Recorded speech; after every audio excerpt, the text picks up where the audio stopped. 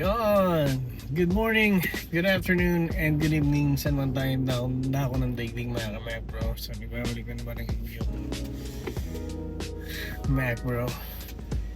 Ito ay parang biglang vlog lang. Actually kasi may mga nakita ako na post ni BFG this past few days na medyo marami yata silang kinakailangan ngayon na mga tao or may mga hiring sila ngayon na position papunta dito sa Australia. So, yun, syempre share natin yun. Pero bagong lahat, syempre, magkwentuhan muna tayo. At syempre, bago ang kwentuhan, let's have a nature.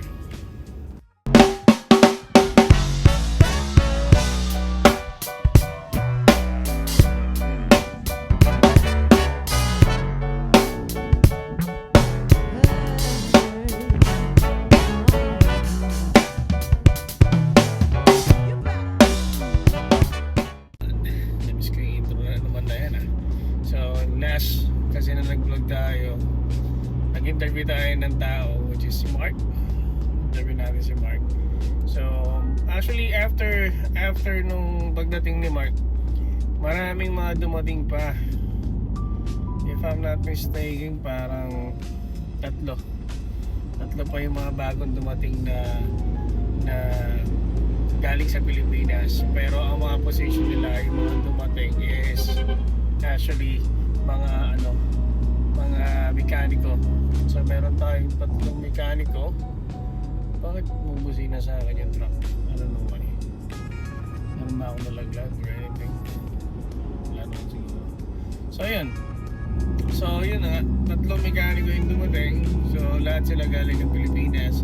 At syempre, galing yun sa VFG. So sila ay produkto ng isang pinaka legit at pinaka maasahang agency sa Pilipinas, lalo na kung kayo ay pupunta dito sa Australia. So yun yan. Then so most of them dun sa tatlong mekaniko na napunta rito ay galing sa Hitachi, if I'm not mistaken. Hitachi Philippines. Shoutout sa mga taga Hitachi Philippines. So galing sila dyan. Then yung isa, nalimutan ko anong company, but sa parang bandang Montalban Rizal siya. So ano siya, trailer mechanic. So truck mechanic siya. So yun. So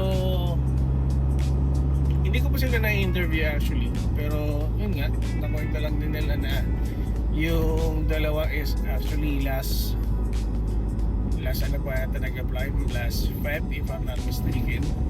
Then yung isa is parang ang tagal na, parang last 2024 pa sabi niya. Medyo natagalan lang kasi dahil nga dun sa pagbabago ng visa, dahil nga dun sa dating subclass 482 o TSS 482 na ngayon is SID 482 na, yung skill in demand visa na. So nagkaroon lang ng nagkaroon lang ng konting hold dun sa changes kasi medyo marami nang hininging documents, medyo marami nang hininging qualification. Though sabi nila almost the same lang, pero mas parang medyo humigpit. Pero medyo humigpit pagdating sa skill assessment. So yun yung sinasabi nila. So yun. Anyway, na-share ko lang naman. Pero siguro probably one of these day ma-interview natin isa o dalawa sa kanila pag nagkaroon ng pagkakataon. Medyo busy lang kasi ngayon si Mac bro, kasi nga alam nyo na medyo hindi lang isa o dalawa ang ating hinahawakan departamento. So pero I'm so happy to serve my employer kasi ano naman talaga just no complaint kasi napaka-bait na employer namin, napaka-ayos, napaka-tao, and pro-employee sila actually. Talagang sinusuportahan nila yung mga empleyado nila all throughout. So yeah, kamusta nga ba itong mga dumaan na buwan? So ayan, lagi naman tayong busy. So minsan talagang gabi na nakaka-uwi, wala namang kasi yun naman talaga yung routine natin. Ang panahon ngayon dito is medyo pabago na kasi napakalamig. So winter kasi. So ngayon medyo pa-spring na. Lamig-init kaya medyo papansin nyo parang may sipon ako. So kalimitan yung mga tao rito pag ganitong patapos na yung winter, kakasakit na, marami na uma-absent. So yun yung nangyayari. Kaya minsan kulang yung tao ko, minsan kulang kami, medyo mahirap mag-allocate ng mga tao. Pero hindi, iba pa rin pag Pinoy yung mga kasama mo. Number one kasi ang mga Pinoy, kahit na sabihin mo na kulang yung tao, napaka-flexible mga kabayan natin, napaka-flexible mga kasamahan natin. They are always na pag na-anticipate nila na kailangan mag-adjust, they're going to adjust para lang ma-accommodate lahat ng mga kailangan namin matapos, kailangan namin ma-accomplish. So ganun talaga mga Pilipino talaga, kaya tuwan-tuwa yung boss namin.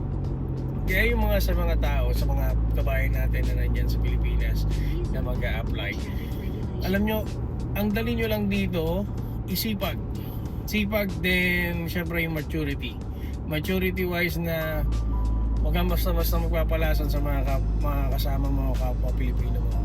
Kailangan lang dito mature ka mag-isip. So then focus ka sa trabaho mo, focus ka bakit ka nagpunta rito. Syempre kaya ka nagpunta rito is not because para sa sarili mo lang, syempre para sa family mo, para sa future ng family mo. So dito lagi kong sinasabi kahit sa mga bago, alam nyo, dalhin mo lang dito yung sipag, diskarte, tsaka yung iwasan mo yung pagrareklamo, tsaka huwag ka mamili ng trabaho. Alam mo, magiging maganda yung takbo ng magiging maganda yung takbo ng career mo at buhay mo. Then pagiging matured, huwag ka makinig sa mga naririnig mo negatibo. So dapat yung sinasala mo yon. Sinasala mo kasi the more na naapektuhan yung mentalidad mo ng negative thoughts or negative story. So alam mo, kahit hindi mo sabihin, hindi mo aminin, magkakaroon pa rin ng impact yun sa'yo. So mas maganda talaga, the more na nakakarinig ka ng negative, iwasan mo. Huwag kang makisali, huwag mong pansinin, huwag mong may absorb, then focus ka lang doon sa ginagawa mo. Hindi mawawala yan, lalo na sa mga Pilipino. Hindi ko naman nila lahat, pero hindi nawawala sa mga Pilipino yung chismis, hindi mawawala sa Pilipino yung mga may masasabi kahit napakaganda na ng company, kahit maayos yung amo. So hindi ko naman sinasabi dito sa amin yan, pero yun yung the usual na ugali ng Pilipino. Pero yun nga, sabi ko nga, lagi kong binabanggit is maging positive ka lang. Siyempre, simulan mo lagi yung araw mo ng may pagpapasalamat sa Diyos para bigyan ka din niya ng guidelines. Bigyan ka ng guidelines, bigyan ka ng guidance sa kung paano mo patatakbuhin yung araw mo. Kung paano mo gagamitin yung lakas at talino mo sa buong maghapon. So mga kamakbro, sa buhay abroad, hindi kasi madali. Hindi yan madali. Lalo na kung tatamaan ka ng homesick. May mga problema sa Pilipinas na minsan maiisip mo habang nagtatrabaho ka. But syempre, kailangan lang dito is yung tibay ng loob. Yung tibay ng loob na nandun pa rin yung pagpupursige mo. That even though na may mga bagay na nangyayari, may mga bagay na talagang problemado ka. Alam mo, isa lang ang ginagawa ko pag dumadating ako sa point na yan. Nagdadasal lang ako. I pray, then humingi ako ng guidance, humingi ako ng talagang lakas kung paano ko haharapin yung araw na may trabaho tapos may problema pa. Or minsan, syempre, tao lang din ako. Nakakaranas din ako ng homesick. Namimiss ko yung asawa ko, namimiss ko yung mga anak ko. So syempre, pag dumadating ka sa point na talaga na homesick ka na, the only thing that you need to do is pray. Then, hingin mo o sabihin mo kay Lord na, Lord, bigyan mo ng linaw yung isip ko. Bigyan mo ng linaw yung isip ko para magkaroon ako ng lakas para pagpatuloy yung ginagawa ko. Kasi mga kamakbro, hindi talaga madali ang pagtatrabaho sa abroad. Talagang dadating ka sa point na talagang patang-patan yung katawan mo, pagod na rin yung isip mo ang isip sa mga problema sa trabaho, sa family. So syempre kailangan mo pa rin ng guidance sa Lord. Kailangan mo ng lakas na galing sa Kanya. So dasal lang ng dasal. Then syempre pagkatiwala mo lahat ng ginagawa mo kay Lord. Kasi the more na pinagkakatiwala mo yung ginagawa mo, the more na mas lumilinaw kung saan ka papunta, the more na mas lumilinaw kung ano yung ginagawa mo, kung worth it ba yung ginagawa mo, hindi. Pero alam mo yon, habang nagkadasal ka, makikita mo na, oh, eto, plano ni Lord to eh. Kaya ako nandito, plano ni Lord to. Kaya ako nagkaroon nito kasi plano ni Lord to. So kailangan ko lang is guidance niya ulit. To enlighten my heart, to enlighten my mind. Paano ko ngayon siya gagawin? Paano ko siya tatapusin? Kung paano ko siya ma-handle na maayos. Ganun kasi ang buhay, so anyway, nga pala, punta na tayo dun sa post ni VFG. So nag-post si VFG ng mga ilang position. So ito yung mga position, yan. Then ito yung pangalawa. So yan, kung titingnan nyo guys, nandyan na lahat ng requirements. So nandyan na rin yung mga yes, yun dyan yung requirements tsaka yung qualification. So qualification lang naman is sinasabi dyan, at least meron mong 5 years experience na kayang i-validate, kayang i-validate through COE dyan sa SSS, kasi yun yung mga hinihingi ni VFG.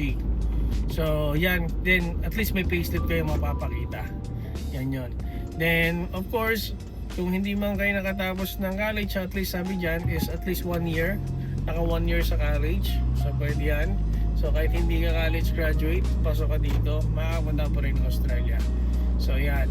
Then at least not more than 42 years old. Bakit nga ba hindi more than 42 years old? Kasi tulad nga mga nabanggit ko nun sa dati kong vlog, kasi dito ang kailangan nila is not more than 42 years old, kasi yung PR is hanggang 41 or 42 years old lang. So kaya kumukuha sila na not more than 42. Though merong ibang possibility naman, or may ibang pathway naman para ma-PR ka, yung tinatawag nilang DAMA. Pero I'm not really familiar pa dun sa ganung visa eh. Hindi pa ako ganun ka-familiar. So yun lang mga Mac Bro. So nakita nyo na kung ano yung mga post ni BFG. Then like nyo lang yung page nila para ma-update kayo kung ano yung mga opening sila. So i-like nyo yan. Then makikita nyo naman usually every week nagpo-post sila eh. So yun lang mga bro, sana meron kayong natutunan kahit napakaikli lang yung vlog natin. Then kahit paano is nabigyan ko kayo ng idea kung paano ba natin naharapin yung pagsubok bilang empleyado, or bilang taong nag-a-abroad, or bilang ama ng isang pamilya na malayo sa kanyang pamilya. So ganun lang naman mga bro. So always nyo lang inatandaan is mag-pray kayo, pagkatiwala nyo lahat sa Diyos, para si Lord na ang bahalang mag-guide sa inyo, at syempre siya na magbibigay sa inyo ng tamang buhay at tamang bukas. So yun lang mga kamakro, maraming salamat sa inyong panonood at pagsuporta sa aking channel. Please don't forget to like, share, and subscribe sa ating channel Macflix. So salamat sa mga bagong nag-likes or bagong nag-subscribe sa ating channel, especially sa mga bago na punta rito na they share our video, they share our vlogs to their friends, to their family. So maraming salamat sa inyong panonood.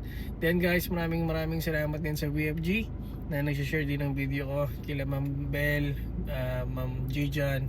So thank you so much po.